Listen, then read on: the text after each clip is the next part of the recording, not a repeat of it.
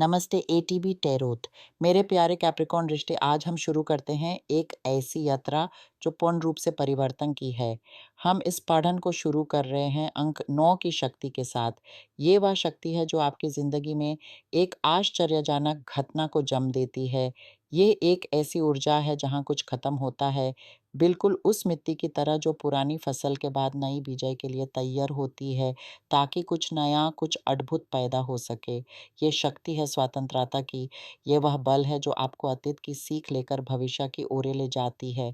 बहुत लंबे समय से आप एक ऐसी भावना में थे जैसे कोहरे में खो गए हों, राह दिखाई ना दे, क्या करें, किधर जाएं।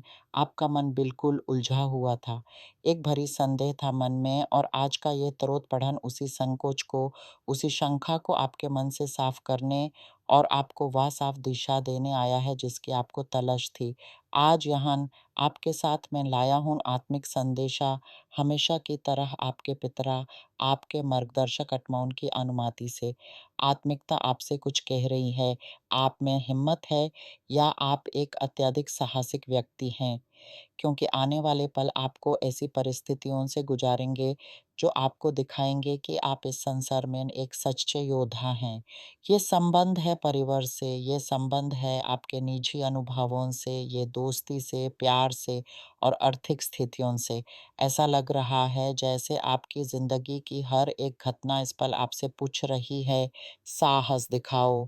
और आप अपने उस विशाल साहस के बल पर, जो कि आपके अंदर एक योद्धा की तरह बसा है, अपनी जीत को प्रताप और मर्यादा के साथ प्रकट करेंगे। आप कैप्रिकॉर्न हैं, आप में मर्यादा का भाव सदा ही रहा है, आप सच्चे हैं। अब आपने अहंकार को पार कर लिया है। आपकी आत्मिक उन्नति अब उस सीमा से ऊपर पहुंच चुकी है जहां अहंकार का कोई स्थान नहीं।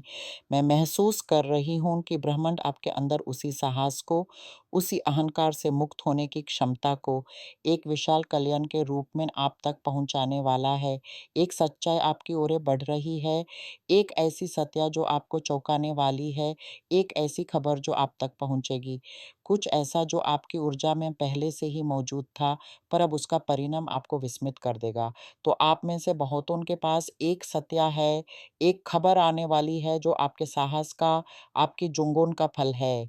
और उस खबर के बाद, उस घटना के बाद आपके लिए एक आराम का समय आएगा। वो समस्या जिसका आपको लगता था कोई हल नहीं, यहाँ मैं उसका हल देखती हूँ। मैं देखती हूँ पट्टों में और आत्मिकता की आवाज़ में एक ऐसी समस्या का हल जो आपको कभी संभव नहीं लगता था। या शायद आप इस पल अपनी ज़िंदगी में ऐसे खड़े हैं कि सोच रहे हैं, अब मैं क्या करूँ? अब आगे का रास्ता क्या है? और यहाँ आत्मिकता आपको बहुत ही स्पष्ट रूप से दिखाएगी कि आपको क्या करना चाहिए। कुछ आपके लिए ये एक फ़ोन कॉल की आवाज़ बनकर आएगी, किसी इंटरव्यू या प्रतियोगिता का रिज़ल्ट लेकर। कोई संदेश, कोई मैसेज, कोई फ़ोन कॉल आएगी जो आपको इस जीत की खबर देगी। यहाँ कुछ और भी है, कुछ ऐसा जो बहुत समय से न्याय की प्रतीक्षा में था। पर मैं जो देखती हूँ, वो किसी कानूनी कार्यवाही की जीत नहीं लगती।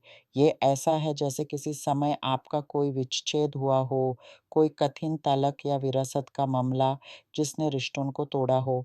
तो कुछ आपके लिए ये परिवार से जुड़ा है, तो कुछ के लिए ये प्रेम संबंधों से।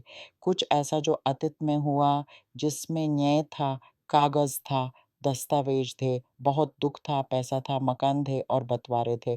तालक और विरासत के मामले बहुत कठिन होते हैं, तो ये कुछ ऐसा है जो भूतकाल में हुआ, शायद कानूनी तौर पर सुलझ भी गया, पर दैवीय न्याय अब तक आपके लिए पूरा नहीं हुआ था, और अब वो दैवीय न्याय आने वाला है। आत्मिकता कहती है कि वे सब जो आपके साथ अन्याय करते रहे, अब उन्हें देखें